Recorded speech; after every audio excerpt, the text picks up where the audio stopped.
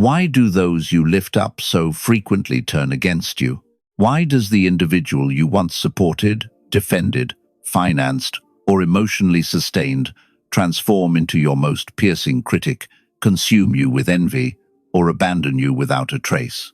If this has ever befallen you, do not mistake yourself for naive. You have simply unearthed a brutal truth that Friedrich Nietzsche grasped with piercing clarity over 100 years ago, and this truth is profoundly unsettling.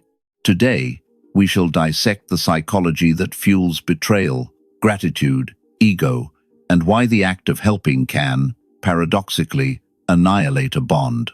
Remain with us until the conclusion, for the final revelation may forever transform how you extend your hand to others. 1. The truth none dare face. Nietzsche advanced a harrowing insight. The recipient of profound assistance may incite resentment toward the one who granted aid. Why? For acceptance of generosity incurs an obligation, and obligation lacerates the pride. When you extend substantial financial aid to another, in emotional or professional realms, you disrupt the unseen equilibrium of dominance. Within the dynamic, you assume the role of the capable, and the other is reduced to the one who requires. And within the psyche, this forges a profound dissonance. 2. The concealed humiliation of beneficence. Assistance may appear virtuous, yet for the receiver it may subconsciously signify, I lacked ability, I am dependent, I am inferior. Nietzsche frequently invoked the will to power, this primal craving to experience strength, autonomous, competent. When you intervene during another's moment of frailty, you stand as an observer of that frailty, and certain individuals cannot endure such a reality. Another has borne witness to their naked fragility. Thus, what course of action do they undertake? They repudiate the origin of their unease. At times, their rejection is directed toward you. 3. The metamorphosis of gratitude into resentment. Initially, the individual experiences gratitude, yet as time passes, an insidious psychological mechanism activates. The greater the assistance rendered, the more oppressive the emotional debt becomes. Should the recipient fail to reciprocate in equitable measure, they are consumed by shame, guilt, a sense of inferiority, and ultimately, resentment.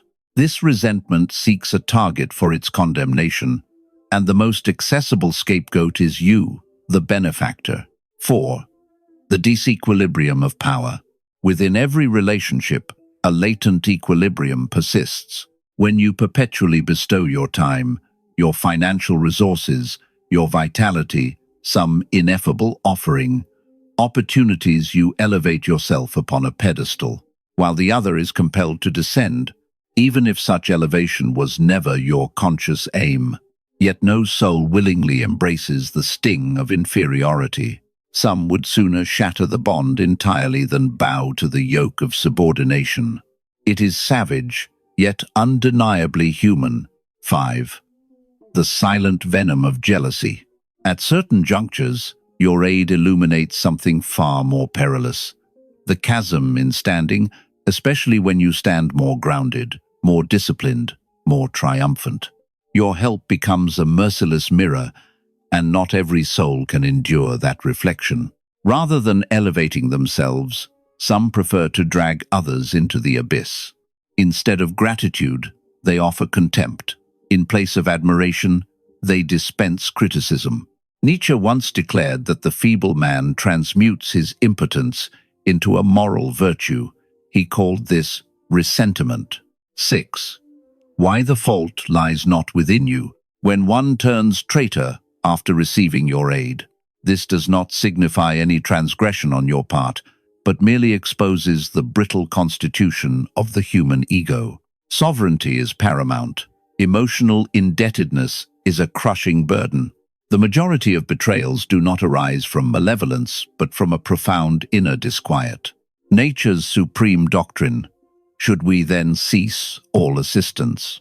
No, yet our aid must assume a radically different form. Behold, the unspoken law that governs this. Nature instructs us to assist without forging chains of dependency.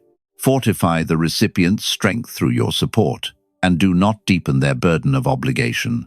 Rather than resolving their tribulations on their behalf, draw them into the very process of resolution.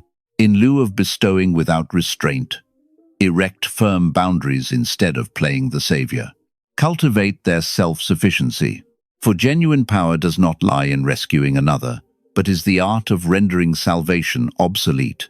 Eighth, how to evade betrayal after an act of aid. Behold, 5 foundational axioms for navigating existence. First, offer no assistance for the sake of approval. Second, harbor no illusion of everlasting thanks. Third, refrain from recounting your own deeds.